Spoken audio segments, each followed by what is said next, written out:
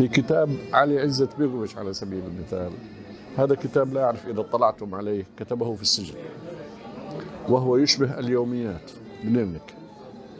كل يوم كان يكتب خاطرة ويضع لها رقما.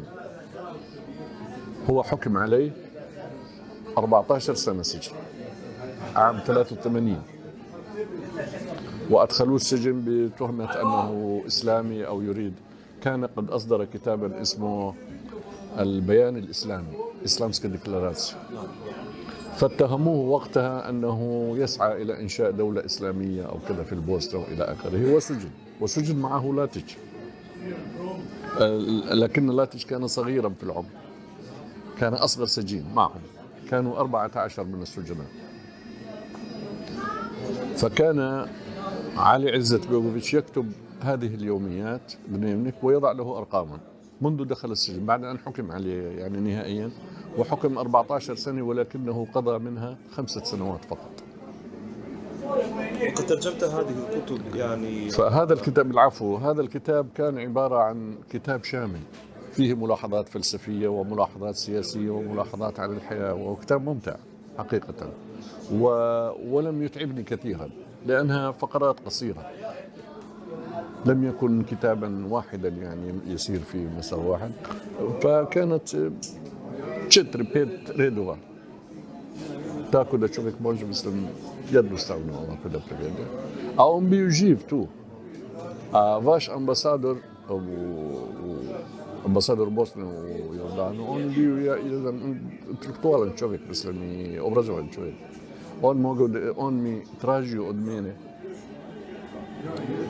أو طلب مني أن يساعدني يعني إذا احتجت لشيء، لأنه كان الكتاب مهم جدا بالنسبة له، وصدر الكتاب في النهاية. الآن ولأن الترجمة تحتل الآن مكان مهم جدا في العالم، تغير الوضع. يعني كانوا سابقا يقولون عن المترجم الخائن زدايتس،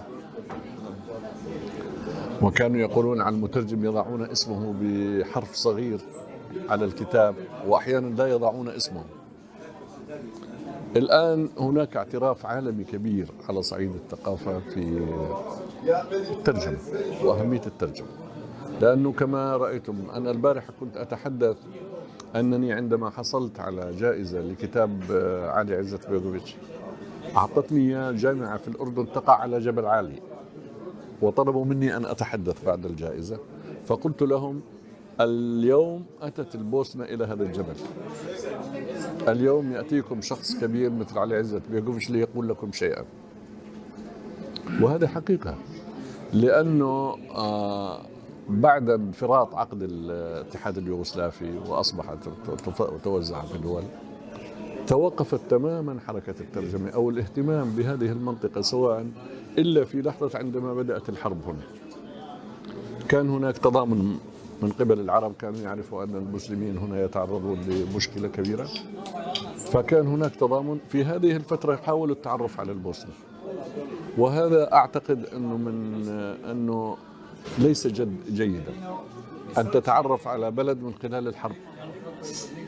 كنت أحب أن يتعرف العرب على البوسنة وهي هادئة وهي متعايشة وفيها تعايش وفيها هرمونيا وفيها تعددية شعوب يعيشون في منطقة واحدة. أنا أفضل أن يعرفوها ولا يعرفوها من خلال الحرب، حتى أنني في الفترة الأخيرة لا أحب أن أترجم كتب عن الحرب. أنا ترجمت الشهيد وترجمت سارة وسرافينا، وهما روايتان حول الحرب.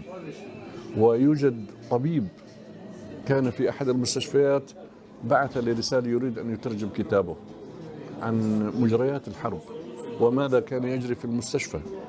هو كان طبيب جراح يقوم بالعمليات، فحكى عن تفاصيل مؤلمة جدا في كتابه. وأنا تقريبا اعتذرت له، قلت له كفى، لا نريد أن نصور البوسنة فقط أنها منطقة جرت فيها حرب ونصبر. في البوسنة لها مستقبل، والبوسنة تتحرك فيها أشياء لطيفة، ونتمنى أن يعني تتغير الأمور بشكل أفضل. فلماذا نقدم البوسنة مترجمة من خلال كتب فقط تحكي عن القتل والحرب وما جرى يعني مجريات الحرب. وكنا بالمناسبة نحن نتعاطف جدا، أنا كنت أكتب يوميا تقريبا عن مجريات الحرب في الصحف. كنا نفسر لشعبنا ما لا يجري، من يقتل من له هذه المنطقة، نعطيهم معلومات. أنا وشخص آخر أستاذ في الجامعة نعطيهم معلومات دقيقة تقريبا عن البوسنة، عن هنا وما يجري هنا. كنا يعني نعطي الناس أفكار حول الموضوع، وكانوا الناس يتضامنون. وحضر لدينا في الأردن لاجئين زبيغليس أتوا إلى الأردن وعاشوا عندنا لفترة ثم عادوا. والسفارة البوسنية في عمان، مبنى السفارة البوسنية في عمان هو هدية من أحد المواطنين تضامنا مع البشرى، وأهداه بيته، أهدى بيتا للسفير وبيتا للسفارة الآن حيث تقيم السفارة. يعني كان هناك تضامن كبير مع البوشناق، يعني كانوا يشعروا أنه كان هناك شعور بأنهم مظلومين، وأنه يعني تخاض حرب قذرة ضدهم يعني في هذه المنطقة.